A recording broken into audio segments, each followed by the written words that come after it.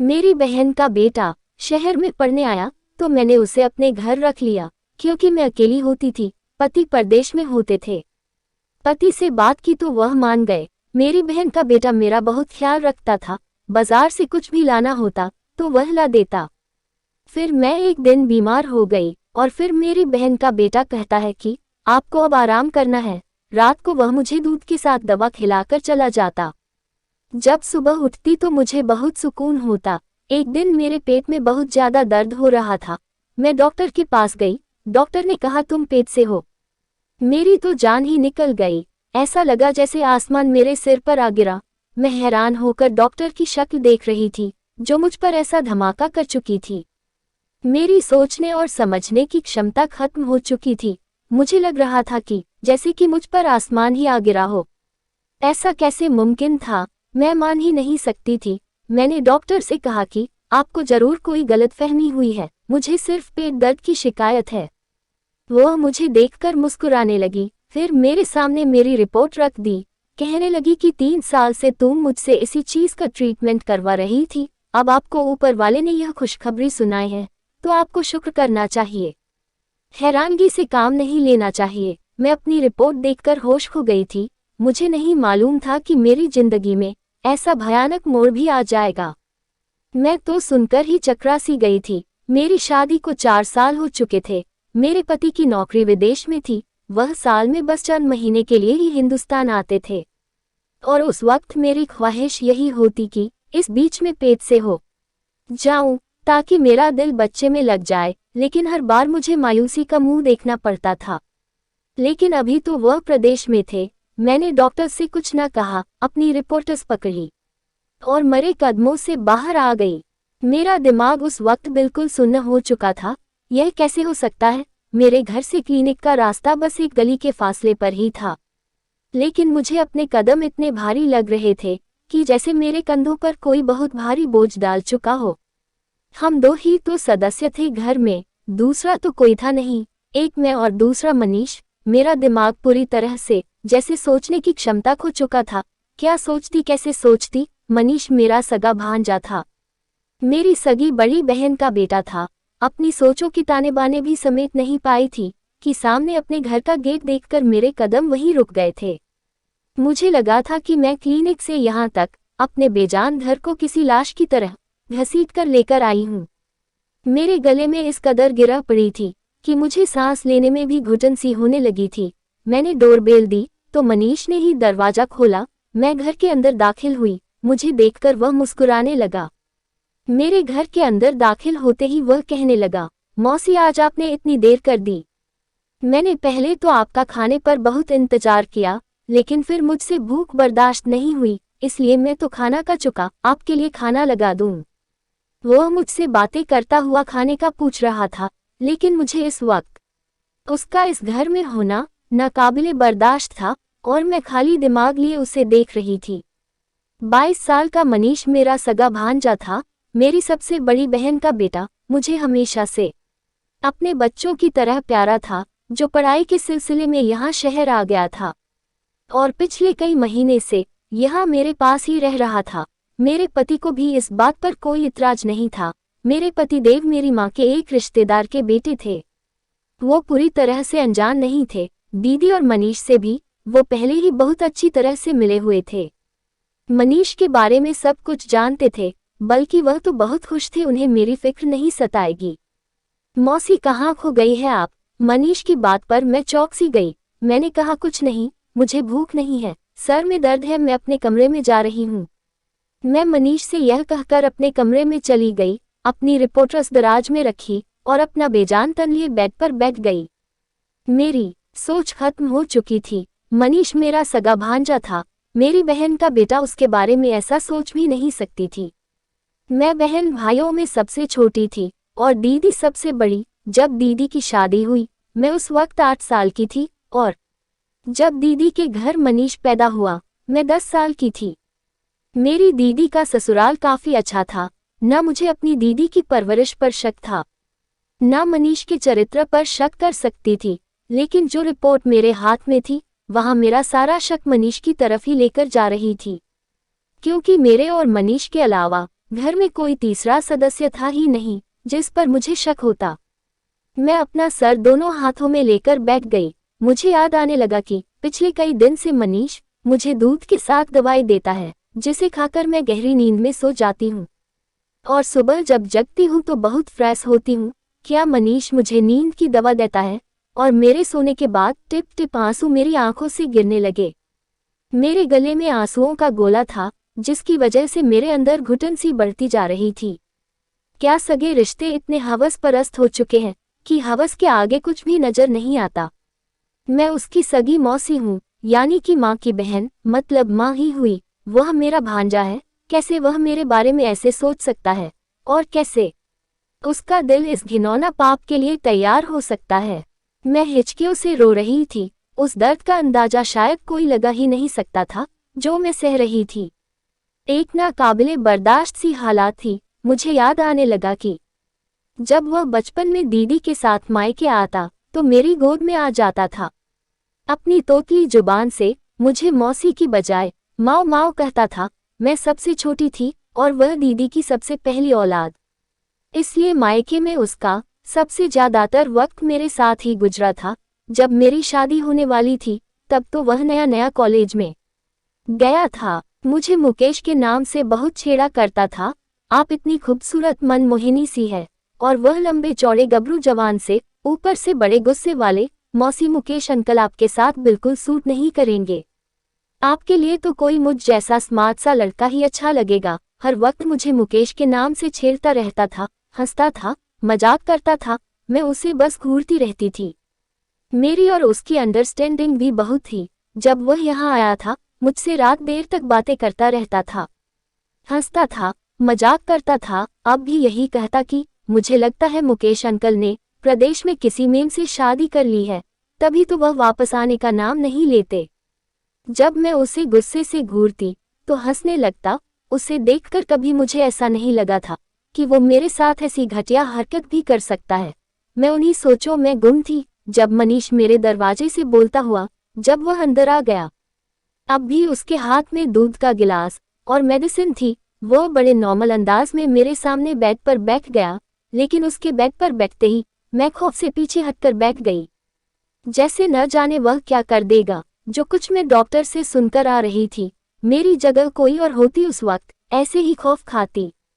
मैं अकेली इस वक्त मनीष के साथ उस घर में मौजूद थी। वह मुझे यूं डरा हुआ देखकर हैरान हो गया था। क्या बात है मौसी जी, इतना घबरा क्यों रही है? सब ठीक तो है ना? यह लीजिए, दूध पी लीजिए और आराम कीजिए। मनीष ने मेरी तरफ गिलास बढ़ाया। मैंने गिलास उसके हाथ से लेकर साइड पर रख दिया और सख्त अंदाज में उसे कहा, जाओ यहाँ से, मुझे नींद आ रही है। क्योंकि मैं जानती थी अब वह मेरे पास बैठकर अपने कॉलेज के किस्से सुनाएगा और जब तक मेरी आंखें नींद से चूर ना हो जाए वह उठकर बाहर नहीं जाएगा। मेरे सख्त लहजे पर वह घबरा सा गया, कुछ हैरान भी था। क्या बात है मौसी जी, आपकी तबीयत तो ठीक है?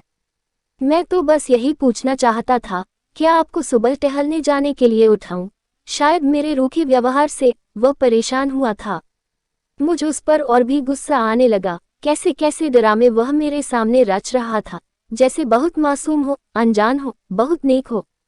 पहले तो मेरा जी चाहा कि एक जोरदार थप्पड़ इसके मुंह पर मारूं और फिर अपने रिपोर्ट इसके मुंह पर दे मारूं। यह देखो तुम्हारी शराफत का सबूत, और इसे धक्के देकर बाहर निकाल दूं। लेकिन मैं चाहती थी कि उसे रंगे हाथों पकड़ूं, वरना वह मुकर जाएगा। मेरे सर में दर्द है, मुझे तुम बिल्कुल जगाने के लिए मत आना, मैं सोना चाहती हूँ। मेरे कड़े लहजे के सामने वह चुप सा था, फिर उठकर कमरे के दरवाजे तक चला गया। आप आराम करें और हाँ, दूध जरूर पीकर सोइएगा, खाना भी नहीं खाया आपने। मुझे दोबारा से दूध पीने का कह के वह कमरे से बाहर चला गया। मैं यही तो जानना चाहती थी कि वह दूध और दवा खिलाकर यह कौन सा घिनौना खेल मेरे साथ खेलता है। मैंने वह दूध का गिलास लिया और उसे खिड़की से बाहर फेंक दिया, जो बाहर गली की तरफ खुलती थी, और मेडिसिन भी दराज में रखकर लाइट बंद करके कमरे में सो गई। अब मुझे उस वक्त का इंतजार था कि जब मनीष मेरे कमरे में आता। 1 घंटा गुजर चुका था, लेकिन मेरे कमरे में कोई भी नहीं आया था। मैं उसका इंतजार कर कर के थक चुकी थी और मुझे नींद भी सताने लगी थी, इसलिए सोचा कि खुद ही देख लूं कि वह कर क्या रहा है। मैं उठकर अपने कमरे से बाहर निकली तो लाउंज भी खाली था। सामने का कमरा मनीष का था। मैंने धीरे से जब उसके कमरे का दरवाजा खोला तो मेरे होश ही उड़ गए।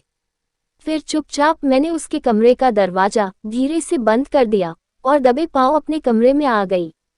मेरे दिमाग में किस्से गुजरने लगे। जब दीदी का मुझे पहली बार फोन आया था, कहने लगी, मनीष शहर में पढ़ाई करना चाहता है, लेकिन तुम तो जानती हो कि मैं इस हक में नहीं कि इसे हॉस्टल में रहने की इजाजत दूं। कई जिस्म के नौजवान होते हैं, मेरा मनीष सीधा साधा सा है। कहानी गलत लोगों में ना फंस जाए, सिगरेट और दूसरे नशे का आदी ना हो जाए। तुम तो जानती हो कि हमने कैसे इसकी परवरिश की है। मेरा बच्चा बहुत सीधा है, लेकिन जहाँ लड़के रहते हो वहाँ सो बुराइयां जन्म लेती है। इसलिए अगर तुम इसे अपने घर में रख लो तो मुझे संतुष्टि रहेगी। उस वक्त तो मैंने बड़ा दिल दिखलाते हुए हामी भर ली थी कि मनीष मेरा भांजा ही नहीं बेटा भी है। जाहिर है मेरा सगा भांजा था और भांजे और बेटे में कोई फर्क नहीं होता। मेरा सर दर्द से फटने लगा था। मैं एक बहुत तकलीफ भरे दर्द से दो चार थी। मेरा भांजा उस वक्त अपने कमरे में बैठा सिगरेट पी रहा था। उसकी मेरी तरफ पीठ थी, इसलिए वह इस बात से अनजान था कि मैं उसे सिगरेट पीते देख चुकी हूँ।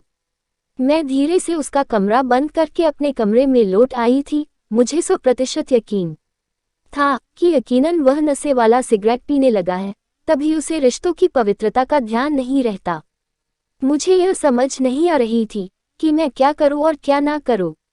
अपनी दीदी से कैसे कहूं कि मनीष किस तरह का लड़का है। मेरी दीदी दिल की मरीज थी। अगर वही यह सच जानती कि मनीष ने मेरे साथ क्या किया है तो शायद सुनते ही मर जाती। लेकिन मैं सोच चुकी थी कि मनीष को सुबह ही कह दूंगी कि अपने रहने का इंतजाम कहीं और कर ले। मैं उसे अपने घर पर नहीं रख सकती। मैंने अपना कमरा लॉक किया और सो गई। सुबह मेरा दरवाजा बड़ी जोर से धड़धड़ाया गया। मैं चौंक कर उठी। जब मैंने दरवाजा खोला, सामने देखा तो मनीष मुझे बड़े गुस्से से देख रहा था। दरवाजा क्यों लॉक किया था आपने मौसी जी? उसका मुझ पर रोब जमा कर पूछना तो मुझे तड़पा कर रख गया था। वह होता कौन था मुझे इस अंदाज में बात करने वाला? उसको शायद तकलीफ इस बात की हो रही थी कि उसका रास्ता मैंने बंद कर दिया था, जो वो पाप मेरे साथ कर रहा था। शायद उसकी ख्वाहिश न पूरी होने की वजह से वह उखड़कर मुझसे बात कर रहा था। मैंने कहा, तुम होते कौन हो मुझे यह पूछने वाले? मेरे भी ऊंचे और सख्त लहजे को सुनकर वह कुछ हैरान हुआ था। फिर नमी से बोला, मौसी जी, रात को आपकी तबीयत ठीक नहीं थी, मुझे आपकी फिक्र थी। मैं कब से दरवाजे पर खड़ा दरवाजा पीट रहा था, लेकिन जब आपने जवाब नहीं दिया तो मैं परेशान हो गया कि कहीं आप बेहोश ना हो गई हो। इसलिए मैंने दरवाजा खोलना चाहा तो वो लॉक था, इसलिए मैं परेशान हो गया था। आप प्लीज दरवाजा लॉक मत किया करें। मुझे उसकी झूठी फिक्रमंदी और दिखलावे की परेशानी देखकर उस पर बहुत ज्यादा गुस्सा आया। मैंने कहा, मेरी फिक्र तुम्हें करने की कोई जरूरत नहीं है, मैंने सख्त लहजे में कहा और अपने कमरे से बाहर निकल गई। अपने लिए नाश्ता बनाया और नाश्ता करके अपने पड़ोस में अपनी एक सहेली के घर चली गई। मेरे पड़ोस में भी एक मेरी उम्र की महिला रहती थी, शादीशुदा बच्चों वाली थी। जब भी मेरे पति परदेश जाते तो वह औरत और उसका पति मेरा बड़ा ख्याल रखती थी। मेरी उससे दोस्ती भी बहुत थी। उसके पति भी मुझे छोटी बहन जैसा समझते थे। जब भी बाजार से सौदा लेने जाते तो मुझे पूछते कि बहन कुछ मंगवाना है तो बेझिझक बता दो। मैं उनसे अक्सर सौदा मंगवा लिया करती थी, लेकिन जब से मनीष आया था मैं हर काम मनीष से ही कहती थी। इस वक्त मुझे अपनी पड़ोसन निर्मला से ही काम था कि मुझे अपना अबॉर्शन करवाना था। मेरे पति 2 महीने बाद वापस आने वाले थे। मेरे पास इस पापी गंदगी को खत्म करने के अलावा दूसरा कोई रास्ता नहीं बचा था। लेकिन मैं यह समझ नहीं पा रही थी कि निर्मला से कहूंगी क्या, ना जाने वह मेरे बारे में क्या सोचेगी। लेकिन मुझे किसी ना किसी औरत पर तो भरोसा करना ही था। बिना सोचे बताए मुझे यह कदम उठाना था, क्योंकि अगर दीदी को सच बताती तो वह सह नहीं सकती थी। अगर पति से सब कुछ कहती तो वह मुझे कभी अपने साथ में ना रखते। मेरा घर बर्बाद हो जाता। मैं जिस दर्दनाक कश्मकश का शिकार थी यह मैं ही जानती थी। मैंने निर्मला से कहा कि मेरे पेट में रसोली है, मुझे उसका ऑपरेशन करवाना है, इसलिए वह मेरे साथ डॉक्टर के पास चले। वह मेरी बात मान गई, मैं अपनी उस डॉक्टर के पास नहीं गई थी जिससे कई सालों से इलाज करवा रही थी, बल्कि एक नई लेडी डॉक्टर के पास गई और उससे कहा कि वह मेरा यह काम राजदारी से कर दे तो मैं उसे ठीक ठाक पैसे दूंगी। वह लेडी डॉक्टर मान गई, लेकिन उसी रात मेरे साथ कुछ ऐसा हुआ कि मेरी आत्मा तक कांप कर रह गई। मैंने रात को घर आते ही मनीष से कह दिया कि मैं तुम्हें और ज्यादा अपने घर पर नहीं रख सकती, इसलिए 2-3 दिन में वह अपने रहने का जहां चाहे इंतजाम कर ले। मेरी बात सुनकर वह मुझे हक्का बक्का होकर देख रहा था। मौसी जी, आप क्या कह रही है? मैं क्यों आपको छोड़कर जाऊं? मेरा मसला नहीं है, मैं तो कहीं भी रह लूंगा, लेकिन आप अकेली कैसे रहोगी? मुझे तो मनीष की मेरे लिए फिक्रमंदी भी खल रही थी। मैंने कहा, मैं तुम्हारे आने से पहले अकेली ही रह रही थी, बहरहाल चंद दिन में अपना इंतजाम कर लो। वह जवाब में कुछ नहीं बोला, लेकिन चेहरे से परेशान जरूर लग रहा था। मैं अपने कमरे में आकर सो गई। मैं सो रही थी, मेरा कमरा लॉक था। अब मैं कमरा लॉक करके ही सोती थी। कुछ ही देर में मैं नींद की वादियों में जाने लगी, फिर मुझे कुछ होश नहीं रही थी। रात को जब मेरी आंख खुली तो मुझे लगा मेरे बराबर में कोई सो रहा है, लेकिन मेरे कमरे में बहुत अंधेरा था, इतना अंधेरा कि मैं उसे इंसान को देख नहीं पा रही थी। बस यह नजर आ रहा था कि मेरे बराबर में कोई सो रहा है। मैं बुरी तरह से डर गई थी। मुझे जल्दबाजी में कुछ न सूझी तो मैं चिल्लाने लगी, लेकिन अगले की लम्हे मेरे बराबर लेटा वो आदमी उठकर बैठ गया। उससे पहले कि मैं बेड से उठकर जाती, उस आदमी ने मेरे मुंह पर हाथ रख दिया। अब तो मैं होशो हवास खो बैठी थी। इससे पहले कि मैं अपने बचाव के लिए कोई तरीका अपनाती, उस आदमी ने साइड टेबल पर रखा लैंप ऑन कर दिया। उस आदमी को देखकर तो मैं अपने होश ही खो बैठी थी। मेरे सामने मेरा पति था मुकेश। कब घर आए थे, वह भी बिना किसी खबर के यहाँ अचानक से आ गए थे। वह मुस्कुराने लगे, कहने लगे, तुम्हें सरप्राइज देना चाहता था। जब मैं घर पहुंचा तो मनीष ने दरवाजा खोल दिया था। उसे मालूम था कि मैं आ रहा हूँ, लेकिन जब मैं कमरे में आने लगता तो कैमरा लॉक था। मत पूछो, खिड़की के रास्ते से मुझे अंदर आना पड़ा है। अजीब हो तुम भी, यहाँ कौन सा कोई गैर था जो तुम दरवाजे लॉक करके सोई थी? मुकेश की बात का मैं क्या जवाब देती? मैं उस वक्त बहुत ज्यादा टूट चुकी थी, इसलिए मुकेश के साथ लगकर मैं तड़पते हुए रोने लगी। वह तो मुझे यूं रोता देखकर समझे कि मैं उनसे उदास हो गई थी, इसलिए यूं उन्हें अचानक सामने पाकर रोने लगी हूँ। लेकिन हकीकत तो मैं ही जानती थी कि मुझ पर क्या बीती है। वह मुझे तसल्ली देने लगे। सुबह जब मैं उठी तो मुकेश अभी भी सो रहे थे। मैं बहुत परेशान थी। आज मुझे डॉक्टर के पास अबॉर्शन करवाने भी जाना था, लेकिन मुकेश की मौजूदगी में यह मुमकिन नहीं था। अब मैं यह सोचकर परेशान थी कि मुकेश से क्या बहाना बनाऊंगी, कैसे यह बात छुपाऊंगी। मैं परेशान सी बाहर लाउंज में बैठी थी। जब मनीष किचन से बाहर निकला, वह शायद अपने लिए नाश्ता बनाकर टेबल पर रख रहा था और मुझे देखकर मुस्कुराकर कहने लगा, मौसी जी, कैसा लगा आपको अंकल का सरप्राइज? मैंने उसे गुस्से और नफरत से देखा और कहा, किस कदर ढीठ और ड्रामेबाज इंसान हो तुम। ऐसी मासूमियत से भरी अदाकारी कर कैसे लेते हो? शर्म नहीं आई तुम्हें? एक तरफ मौसी कहते हो और दूसरी तरफ मैं यह सब सहकर थक चुकी थी, इसलिए बिना शर्मो हया के मैंने उसे जो जी में आया कहना शुरू कर दिया, और वह ऐसा ढीठ था कि अब भी मुझे हैरत से देख रहा था। कहने लगा, मौसी जी, क्या कह रही हैं आप? मुझे आपकी बात बिल्कुल समझ नहीं आ रही है। मैंने ऐसा भी क्या किया है जो आप इस तरह से मुझसे बात कर रही है? मनीष की बात पर मैंने उसे घूरते हुए देखा और अपने कमरे में चली गई। मुकेश अब भी सो रहे थे। मैंने दराज से अपनी रिपोर्ट्स निकाली और कमरे से बाहर आ गई। मनीष अब टेबल के पास खड़ा था। मैंने वह रिपोर्ट उसके मुंह पर मारी, जो कि उसके चेहरे से टकरा कर जमीन पर गिर गई, और कहा, यह पढ़ो और अपना नीच चेहरा लेकर मुकेश के उठने से पहले दफा हो जाओ मेरे घर से। मैंने गुस्से से दबे दबे शब्दों में कहा, क्योंकि मैं नहीं चाहती थी कि मुकेश को इस बात की भनक भी पड़े। मनीष ने वह रिपोर्ट जमीन से उठाकर खोली। जैसे ही उन्हें पड़ा तो उसके चेहरे की रंगत उड़ गई, चेहरे पर हैरानगी सी छा गई। इससे पहले कि वह कुछ बोलता, मुकेश लाउंज में आ गए थे। पता नहीं कैसे, लेकिन वह सीधा सीधा मनीष के पास गए और रिपोर्ट उसके हाथ से लेकर पढ़ने लगे। उन्हें देखकर तो मेरी जान ही मेरे तन से जुदा हो गई थी। मेरा घर अब बर्बाद हो जाएगा, मुकेश तो मुझे छोड़ ही देंगे, मैं बुरी तरह से चकराकर गिर गई थी।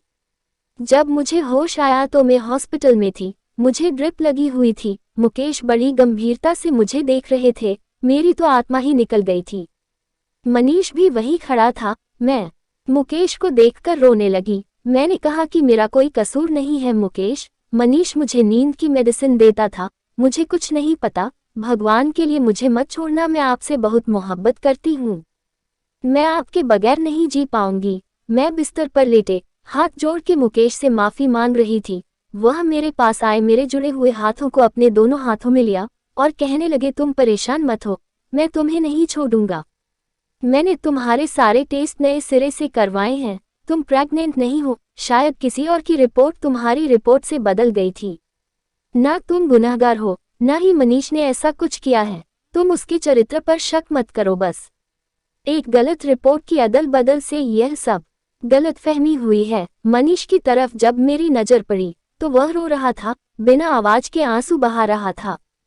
मुझे देखकर मेरे पास आ गया, कहने लगा, मौसी जी, आपने सोच भी कैसे लिया कि मैं ऐसा कर सकता हूँ? मुझे अपनी माँ में और आप में कभी कोई फर्क नहीं दिखा।